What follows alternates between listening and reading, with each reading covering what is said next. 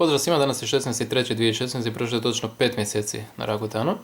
Danas mi je isto tako i 25. rođendan, tako da sa slobodno mogu reći da se zajebavam s ovim stranjem već jedno dobrih 9 do 10 godina.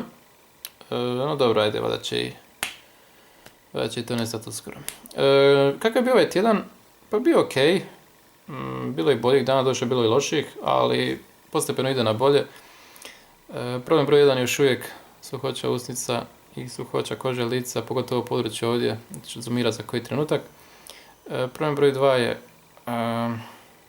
bol u leđima, pogotovo kad se budemo ujutro, ali i ona isto iščezava polako.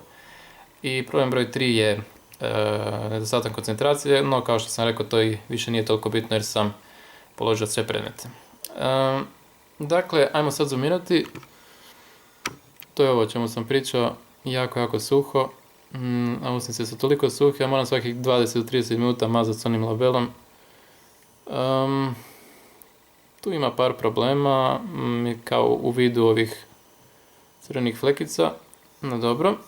I na ljevoj strani je, a bolja je, nema više akni, sad se samo ocrvenilo, treba izblijediti, nadam se da ih hoće. Čelo je ok, nos je ok i brada je ok.